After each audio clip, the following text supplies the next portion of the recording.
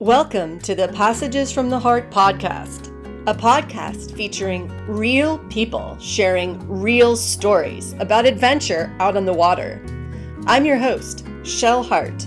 Hello, friends, and welcome back to another episode of the Passages from the Heart podcast. This is episode 33, and this is just a little update about some pretty, I would say, some fun things going on right now in the sailing world, as well as some pretty cool things going on. And also some maybe not so great things going on in the sailing world. And with that, I mean mine. But I'll get to that a little later on. Let's talk about the fun stuff first.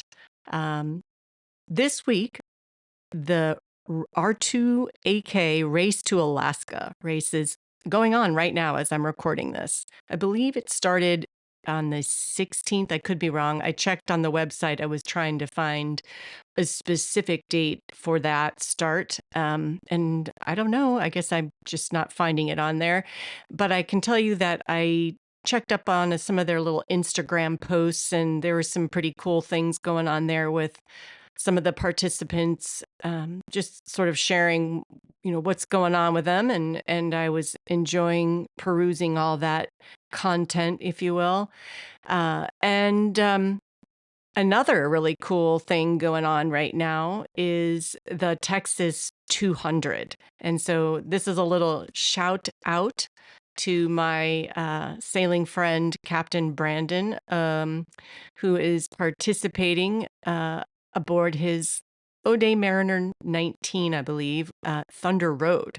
So Brandon also has a Instagram account. I think it's Restro Thunder Road is the handle that you can see some of the posts that he's been sharing since he started that Texas 200. And I believe that started on this past Monday. So that would have been the 15th, I think, of June 2026. So yesterday I was checking out the little windy.com app that I have, and it looked like there was a little bit of kind of precarious weather, I would say, down in the Gulf area, sort of, I would think perhaps impacting somewhat the Texas 200. So I'd be curious to see, I believe the storms had been moving, it was a tropical storm, if memory serves, moving northeast. So I don't know how it works all down that part of the world with swell and all that jazz, but I'm assuming perhaps there would have been some impact to those participating in the race. Well, not a race. It's not a race. It is a mess about.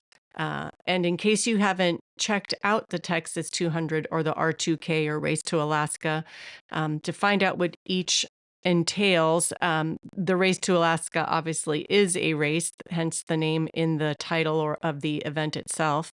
And I believe it occurs in 2 stages. It starts, I think, in Port Townsend, Washington. And the first leg is to Victoria, British Columbia. And then from that point, that's, I think, phase or stage 2, which is from Victoria, British Columbia, up to Ketchikan, Alaska. So I don't know how many participants are in that, but what's interesting about that particular event is that it is, I believe, no engines are allowed. And I also believe it's a self-support event. I don't think you're allowed outside assistance, barring perhaps an emergency situation. And, everything goes and when we're in that sort of mode, of course. But no engines. And so what you'll see if you check out the website and you meet or you look at some of the entrants, as they're called, a lot of these sailboats have been outfitted with bicycles or other types of pedal assist devices that are somehow integrated into the boat. Usually I see they tend to be on the transom. And so, when the wind isn't cooperating, these folks will use this human-powered element, if you will, for, powering the boat. There's also, I think, canoes or kayaks. There's all sorts. As long as it's human powered, I believe that you're good to go and you're able to participate. Again, I just think it's no engines are allowed. Uh, but I believe in the Texas 200.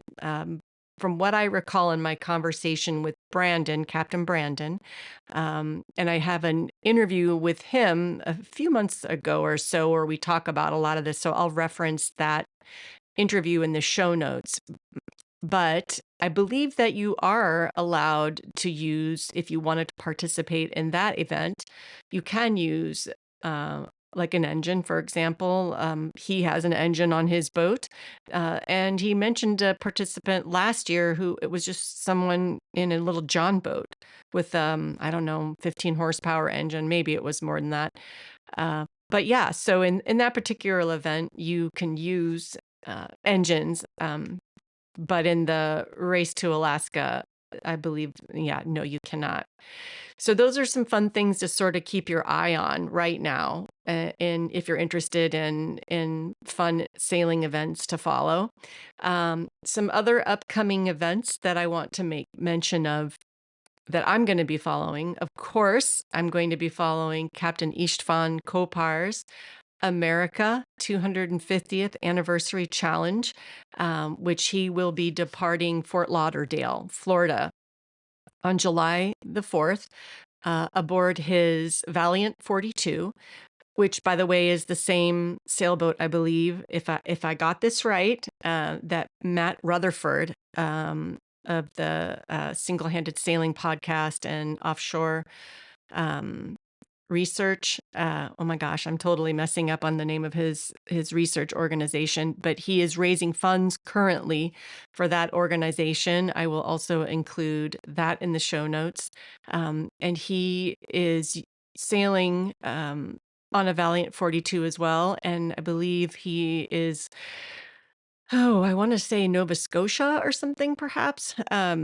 He just had a podcast recently on his single-handed sailing podcast where he was talking about waiting for, I guess, a weather window, perhaps, because I think he was sitting out a gale, and he was waiting for a weather window to get to Greenland, where the official start of his circumnavigation around the Arctic will begin. And he had to obtain a permit, I believe, from the Russian government because he would be, of course, entering Russian waters. And so that's also a very interesting thing that's going on right now in the sailing world. And I encourage people to check out the Single-Handed Sailing podcast, Matt Rutherford's podcast, to learn more about what he's doing, and also, of course, his organization, the website, and his YouTube, where he's apparently going to be creating some content for people of this voyage that he's doing in order to raise some funds for his nonprofit. But getting back to Captain Kopar and his America 250th Anniversary Challenge, that was one of the subject matters of the podcast episode prior to this one, episode 32, in which I had the honor of being able to, have a visit with Captain Kopar and discuss not only this upcoming challenge that he has set aside for himself, but just also we talk about just how he got into sailing and some of the really pretty spectacular events he's had in his life as a sailor, 3 times circumnavigating the globe, 2 of those single-handedly, one of which of those was also in the 2018 Golden Globe race, and the first circumnavigation aboard a boat that he built, a 31-foot sloop called Salambo, with 2 friends that he solo circumnavigated with only 1 stop in Perth, Australia. So check out that episode if you haven't heard it. It's, like I said, he's such an interesting person and just so kind and humble and really passionate about what it is that he's doing. And this upcoming challenge is going to somewhat coincide with the 2026 Golden Globe race, which starts September 6th in Les Sables d'Olonne, France. And so his idea, Captain Kopar's idea, is that he he didn't want to just do another Golden Globe race because he's already done that, and he finished in that in 2018, and that was aboard his Tradewinds 35 Puffin. And this particular challenge is going to be after he sets sails on July 4th from Fort Lauderdale in Florida and sails across the Atlantic, again, single-handed solo, to Les Sables d'Olonne. And his plan is to leave at the same time as the 2026 Golden Globe fleet. So they'll depart Les Sables d'Olonne on the same day, September the 6th, but instead of going with the fleet eastbound around the world, so the fleet's going to head around the Cape of Good Hope first. However, Captain Kopar will head west, and so he'll head starboard, and his first cape will be Cape Horn. So he'll be sailing, if I understand things correctly, and again, I'm not an offshore sailor, so this is, I'm not proposing that I know anything really aside from what I hear. He is going to be sailing primarily into the prevailing winds rather than going with them for the most part, is what I understand. And that is what will make this westbound challenge different from his prior solo circumnavigations. Yeah, I think it'll just be, as he says, a more challenging route for him to take. So I encourage you to look into his, upcoming voyage or challenge that he set aside for himself. And just so you know, guys, he's doing this at the age of 73. And I mean, I don't know. I'm very impressed by that, but mostly I'm just extremely inspired by that. I will tell you that I'm not too far off from hitting the sixth decade of my own life. And, sometimes it can be a bit of a physical challenge, I guess I would say that, just to do things like day sailing. And so I can only imagine the physical demands, as well, of course, the mental demands, um, you know, to be taking on an offshore project of that scope. So I asked Captain Kopar too. I said, how do you do it? How do you stay in shape physically and mentally to do something like this? And he was just. He's very active, is what he said, and he said he enjoys to play tennis a lot. So I guess that helps with the cardio and keeping the body fit. And I think also just having had the experience of the extent of the experience that he has, not just with his own circumnavigations, but he also used to work for a shipping company out of Hungary for 13 years and has quite a bit of experience out on the ocean offshore with that as well when he was a younger man. So anyway, yeah, lots of stuff going on. So yeah, check out. Let's do a quick recap here. There's the Race to Alaska. There's the Texas 200. There's Captain Kopar's upcoming America 250th Anniversary Challenge, celebrating the 250th anniversary of America, of course.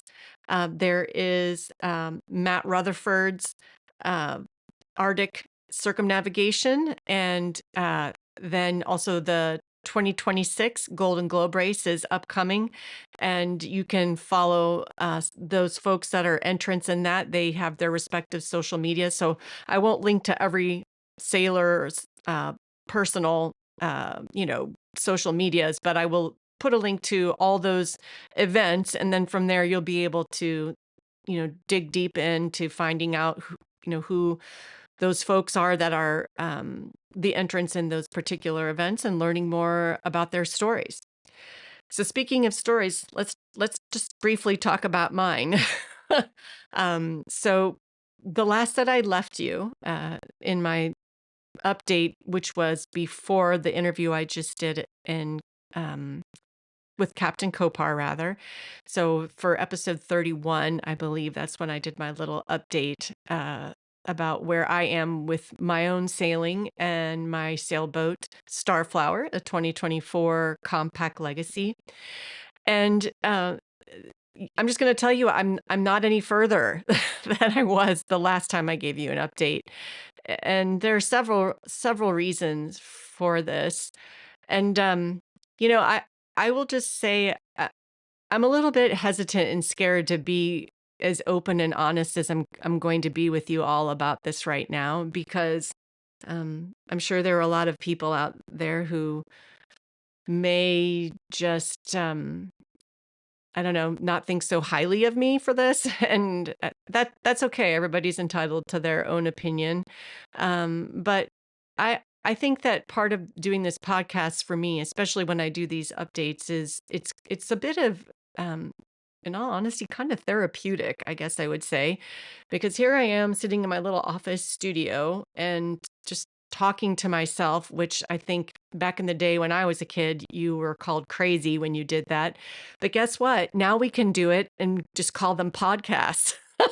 So I'm good with that. And so I I'm not sure about what I'm going to do with my boat. You know, I had a listener reach out to me shortly after I did episode 31's update.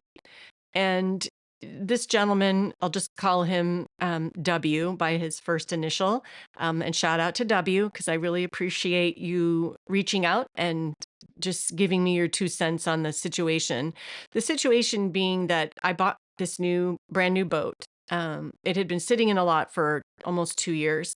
And I learned that this is something I didn't know, that I don't know if it's for all makes and models of brand new boats, but apparently I was told by a former compact dealer that on compact boats, at least, that the gel coat, unless when you ordered your boat, you had it epoxy coat, the epoxy barrier coat, you could have that done and then have anti-fouling applied as well at the factory.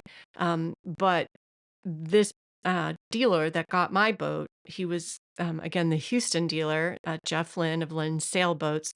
He didn't opt for those options on this particular boat, and it wasn't a boat that was special ordered by a customer and they backed out or something like that. I believe it was just a boat that he ordered because, as a dealer back in the day, I believe it was 2 boats that you were required to purchase each year. I think that was the way that it worked. I could be wrong on that, but I believe when I was considering becoming a dealer, the arrangement was, I think at that time I had to buy 2 boats, and um, anyway, that's another story. But so he has this boat, and it's been sitting in Houston on the lot in the hot sun for almost, like I said, a year and a half. Never splashed, and I buy it, and I'm told by another compact dealer, "Hey, before you splash that boat, you really should consider doing something to help seal the gel coat, because the gel coat's quite porous, and if you don't seal it, you have the risk of potentially having problems with blistering down the road." And even though I'm not slipping the boat, I don't have a slip for this boat, and I was going to trailer sail it. Even just that, my understanding is even just with that short exposure to the water, it's still putting the boat at risk for that to happen later down the road. Well, we all know we want to protect our investments, right? And I also don't want to create more work for myself later down the road. So the goal for me was, let's get this job done. Let's get this gel coat sealed properly. And so I purchased this product from Aurora Marine out of Canada that's called VS721, which I talked about before in my episode 31. And it's more akin to a wax. But it does have some anti-fouling properties, not like full blown like the standard typical anti-fouling bottom paint, but it does have some protection, I guess. anyway, it applies like a wax. You rub it in a circular motion onto the hull. You can use it on the top sides of the boat too, and then you buff it to a shine. Well, the problem that I had, as I mentioned again in the other podcast, is, well, how do I get or access the areas of the hull that right now are sitting on the trailer bunks and also the bottom of the keel that sits on the keel board? And so I was searching for solutions, how to lift this boat off the bunks, off the keel board, so that I can apply this product, not just to the areas that I wanted to apply it everywhere, is what I'm saying. So it's, everything is protected, is what I'm driving at. And despite my energy and effort to, uh, you know, de- just determine or discern a way in which to lift my boat, nothing was really leaving me feeling like it was either safe or satisfactory, or it was really expensive, or I don't know. There just seemed to be something that was not allowing me to accomplish what I wanted to accomplish. And quite frankly, I'm at the point now where I'm looking at getting a hoist or a boat lift, which I actually found one online, that didn't seem, it wasn't really that much more money than buying jack stands, which anyway, so I was looking into that, and then here's the hard and brutally honest with myself part that's coming out now, and that's hard for me to say.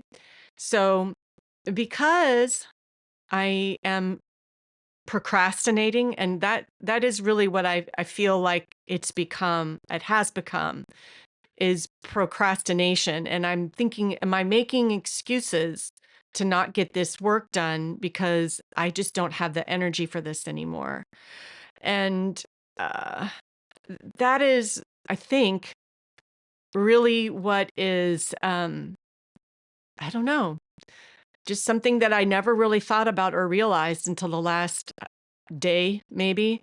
And I'm not a perfectionist. I like things to get done right. I do believe in doing a thorough job. I never was a person who was happy with 80/20.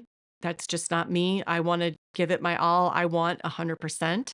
I know that's not always how life works. However, that is what I try to strive for always, because it's important to me, and that's just how I am. However, this situation that I'm in with my boat, I'm not sailing the boat because I am so hung up on getting the bottom of the boat treated properly, because I'm worrying and having stress and anxiety about having a bigger problem down the road if I don't take care of it. So it's kind of snowballed out of effect, and it's gotten to the point where I just feel like, well, you know, the last 5.5, 6 years that I've been sailing again, um, I've had a lot of different boats over the years, and I've had a lot of different kinds of work that I've had to do over the years to get boats ready for what I want them to do. And I think a little bit, maybe just feeling a little exhausted. And the thought of trying to do something that probably is really an easy thing to do. It's not the actual physical act of applying the wax and all that. That's not what I'm talking about. I'm just the issue is trying to solve the problem of lifting the boat and um, just getting things done right. And the other thing is, this boat also has a roller furler. And that's one of the reasons why I wanted to buy it. Because, so see, on a Com-Pac Legacy, there's not a lot of real estate up on the deck of the boat. And, I'm not as nimble as I was back in the day when it comes to going up on deck and all the tasks that are required of a sailor where that area of the boat's concerned. So, that is one of the reasons why I got the 23, and then, we got the 25. And anyway, that's all, here in the past now. But I'm back with the Legacy. And so I thought, well, roller furler, that is going to mean not having to really go up forward or, on the boat so much because I'm not going to go up there to have to, take the head sail down. And, so hey, that's a great thing. Not as much time spent up there is probably not a bad idea. So anyway, that was the part of the attraction to get this particular boat because it had that equipment. Um, However, my track record with roller furlers is not so great. And what I mean by that is on Charm, my former Compact 23, I had a little CDI system, not remembering which model it was, but it was, a really basic one. Let's just say that. And it had what's called a messenger line that attached to the halyard, the jib halyard. And the messenger line was basically just a long, I don't know, 20, 25 feet, I think, of parachute cord, I think is what we were using, something like that. And I don't know why, but after 3 seasons, I still never felt like I had command of the system, which sounds kind of stupid to say it that way, I realize, but it was. It was always, okay, I got to go back, look at the video that I did of when I installed it last time, or at the end of the year when I took it down, look at the video of that and figuring out how I wrap the extra excess halyard around the drum and all this stuff that just never seemed to really I never seemed to be able to replicate it and to my satisfaction each season when it came to putting it up or taking it down. And it always was, I guess, frustrating is the word that I would use. However, the system with the Compact 25 was really pretty straightforward. It was like, oh, I don't know. When I had my sailboat as a kid, we had a head foil. So there were 2 tracks. And so, this is back in the 70s and it was kind of a thing back then, I guess, because my dad was into racing. And so it was, you could put one head sail up one track and then have the other one ready to go when it was time to switch sails. And so the head stay or the foil on the Compact 25 for the furling system was basically like that. It was just a track and it was very easy. Attach the head of the sail to the halyard and up it goes and you're done. Well, that's not how it worked with the 23. I don't know how it's going to work with the Legacy, and I have a little bit of PTSD from the 23 system. So, I still have to figure out how that works. So, I don't know. I just don't know. I feel like I am like banging my head against the wall and I'm having uh this hesitation, reservation, and I'm just feeling a little tired. I just don't feel I don't f- I'm not feeling that fire to get going with this all. And I cannot figure out if it's just because I need a break or if it's because I just it's not because I don't want to sail anymore. That much I can tell you. That is not it at all. However, as my father said, the old salt of the family, I told him I wanted to buy a sailboat 6 years ago, and this is the guy that grew up sailing as well, and had his own sailboat when he was a young man, and that's how I learned with him. And he sold the house, bought a Toshiba 40, and sailed out of Lake Michigan down to the Caribbean through the Erie Canal and all that. And so he said to me when I told him I wanted to get a sailboat again, he said, "Well, sailing, it's too much work." Well, I thought he's crazy. I don't. I mean, I love my dad. Don't get me wrong, but I was like, what does he mean? I mean, sure. I mean, it's good work though, right? That's not work. That's part of the joy of it, right? Is the work.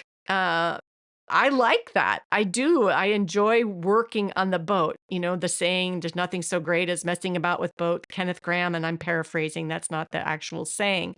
But the whole point is that what I'm saying is right now, I think that as much as I love working on boats, sometimes I still think you need to have a little break from it. And so with all the things that are going on in my own life outside of my sailing world that are pulling on me. It's leaving not as much energy to do other things that I want to do in my life. And so the boat still sits in the driveway. And maybe you might be thinking, Shell, get off the darn microphone and get out there and just have at it. Well, you would probably be right. That is probably what I should be doing. But remember what I said. Uh, just like working on a boat can be therapeutic, it's also therapeutic for me to talk to all of you about this. So I'm thinking out loud, I guess is what I'm trying to say. The other thing is that I'm not a super youthful individual anymore. And it's funny because I think about this whole aging and sailing thing. And I did a little write up on the Com-Pac Yacht Owners Forum about this. It was just basically initially a blog post that I wrote about, and then I shared it on the forum because there are quite a few people on the forum who are my seasoned age and perhaps older, and so there was some participation, let's just say, on this thread about people's different perceptions about how aging affects our sailing as we, get older. It's interesting. There is a gentleman who mentioned having an Eclipse, which is a 21-foot sloop made by Com-Pac.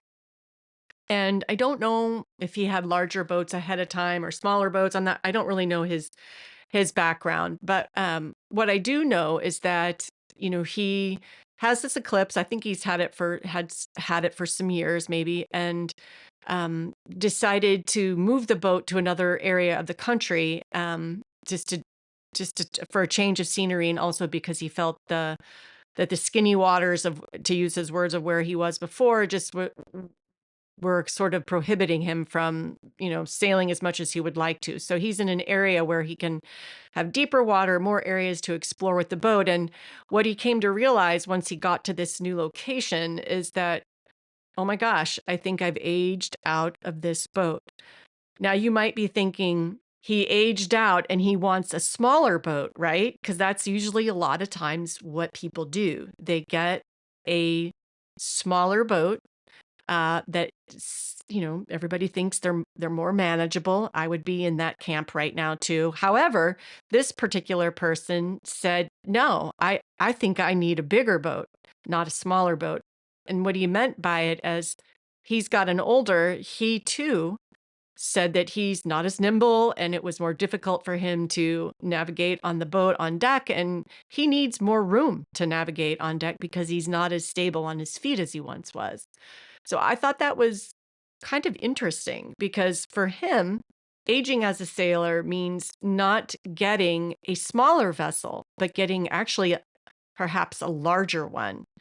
So, and I can see the benefit of that, because that's why I wanted to have the Com-Pac 23, as I mentioned, for some, in some part rather, because it has nice, really ample side decks for a 23-foot boat. You can't even really believe it's 23 feet. And as Jerry Hutchins, my former mentor of Com-Pac yachts, used to say, don't kid yourself, Shell. The 23 is really a pretty big boat, going from a Legacy, especially. And he's right. So anyway, yeah, just sort of interesting how people's perceptions of how we evolve with sailing as we age can be. So yeah, I don't know. I got a call from, well, first actually an email from someone, another listener of the podcast, and uh, I I will say that he was interested in the Legacy, and he I believe also has an Eclipse. So again, a 21-foot boat, but for him, he wanted to downsize. So he's looking for another sloop like the Eclipse is, and the Legacy is a sloop. And so he knows I've had a Legacy and was curious, just, questions about the boat as far as, how tender is it, and how well can you sail different points of sail with the boat. What is that like, or what is that experience like? And so we were, sort of talking about the Legacy, and while he was more interested in the Legacy Sport, which is the cabin free version, cabinless version of the Legacy, where it's an open boat, I guess is what you would call it. I don't even think there's a cuddy on that. I can't remember. I don't think there's a cuddy on the Com-Pac Legacy like there is on the Com-Pac Sunday Cat versus the Com-Pac Sun Cat. The Com-Pac Sun Cat having the cabin, and the Sunday Cat has the cuddy. But at any rate, it's a huge cockpit for the Com-Pac Legacy, and so he was thinking it would be nice and spacious. And then I heard these words come out of my mouth. Well, I have a Com-Pac 2024 Legacy that's never been splashed, and I might be interested in selling it. What did I just say? Oh my gosh. I can't believe that I just said those words. They just came out of my mouth when I was talking to this, because we were having a phone call. So I just thought, where is this coming from? I mean, I don't know. Part of me thought, maybe I'm at that point. I don't know. What would it be like to be boatless, without a boat? I was boatless for so long, and I regret those years. So what is it inside of me that said that? Again, it's just, I felt like maybe I'm just trying to, for some reason, I'm just having this roadblock with my boat, and it's driving me insane. I just feel like, I don't know. It is extremely confusing, frustrating.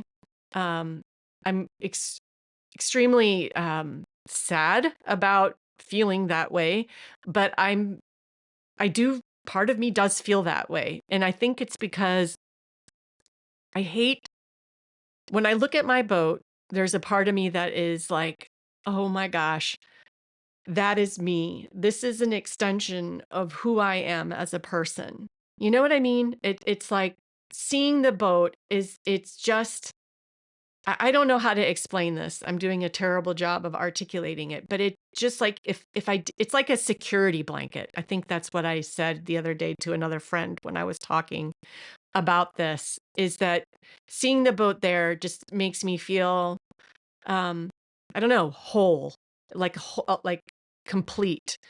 And so to not see that boat in that driveway would then make me feel incomplete, right? I think that is how I would feel. So it's this whole battle going on inside of me about, I guess, the guilt of not using the boat, the guilt of seeing the boat sitting there and not doing something with the boat, getting the boat in the water and sailing the boat, because it's now almost the end of June, right?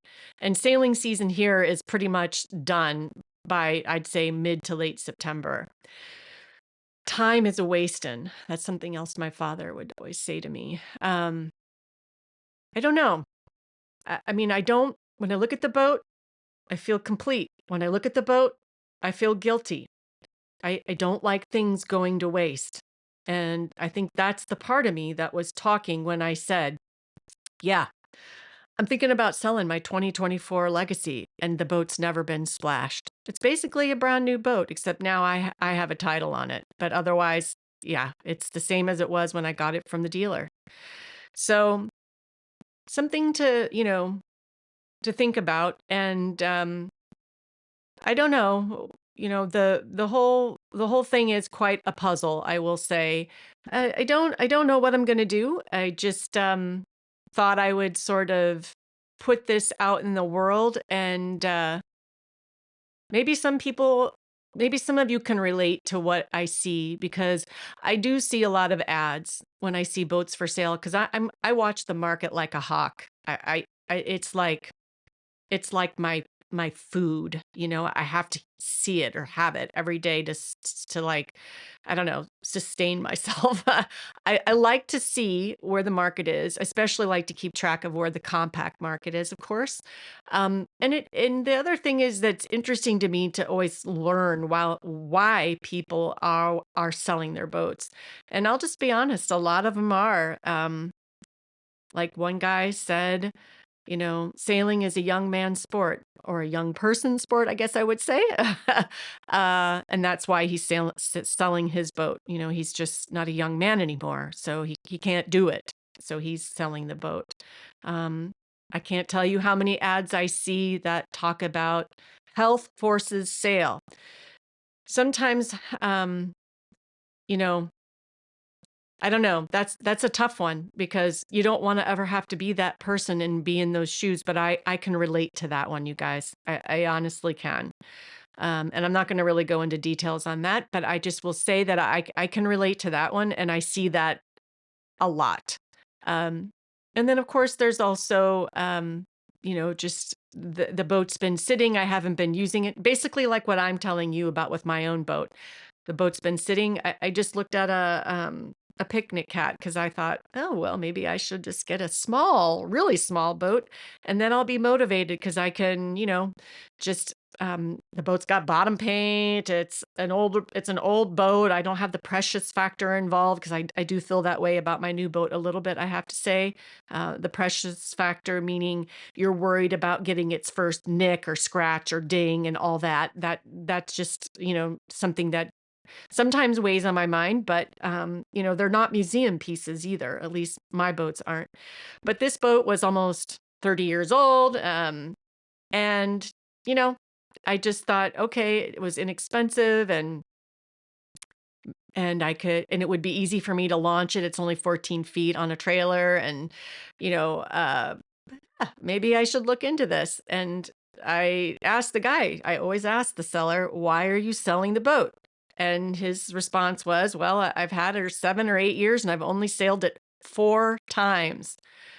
Oh, yikes. I thought, boy, yeah, again, it's that maybe he's like me and he loved looking at the boat. And I think that he is, actually, if I can say so, because in my almost hour-long conversation with him, he was telling me stories about when he used to cruise and he had larger sailboats. And, these are hard parts of ourselves to let go. Some people may not think of a boat as an emotional thing. And I know people who are that way. A boat is a tool and that's all it is. It gets me from point A to point B or whatever.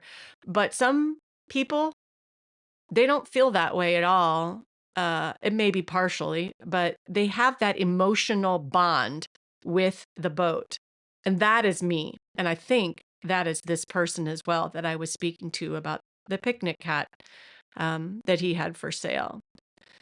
So, yeah, food for thought. I'd be curious what some of you may have experienced when you start to question whether it's time to um, you know find a new captain for a boat that you've had. It was one thing when I had multiple sailboats, like when I had the 25, the Lake Superior. As much as we loved going up there, that was becoming just a situation that we weren't able to do with it being 8.5 hours away, each way, driving wise and coordinating animal care, and just logistically and financially, it was just ending up to, it just wasn't shaking out as we hoped, but at least we gave it a try. And so that I felt okay about that. And I felt okay about, yes, it's time to sell the boat and find a new captain. And we did. And the new captain is really enjoying the boat. I heard from them not too long ago, and that makes you very happy to hear that. And the same is true with the 23 that I just sold recently in April, and also with the older Legacy that I sold recently in April, having gotten messages from each of those persons who purchased the boats and how happy they are with them. That makes me so happy. So in those situations, I felt it was the right thing to do. And there were lots of other reasons why I thought it was the right thing to do, which I won't go into details with. But with this boat that I have now, that was supposed to be my quote forever end quote boat, forever boat. Uh, Maybe you should also sort of apply the never say never principle to the word forever, because That's kind of what I'm feeling like. I'm like, I don't know. Is this boat really my forever boat? Do I want to let go of part of myself? If I let this boat go, is that going to mean that I feel incomplete? I'm scared. I'm really scared about that. Um, yeah, I don't know. Okay, guys, I've been yammering on enough. Uh, I sure hope that wherever you are, this finds you doing well. Again, don't forget, I will leave you all of the events that I spoke about earlier in the podcast. I will create links to so that you can Ocean Research Project. I think that is what Matt Rutherford's nonprofit is. I feel really terrible that I'm not remembering it off the top of my head, but I will be sure to include the accurate information and a link to that website because, it'd be great to show your support for what he's trying to do with this Arctic circumnavigation. So, yeah, closing final thoughts, as I always say, until next time, fair winds. If you are enjoying my podcasts, please consider following and/or subscribing to my show. Your support truly means the world to me, as well as inspires me to keep bringing you stories from others out there with a passion for getting out on the water. Until next time, fair winds.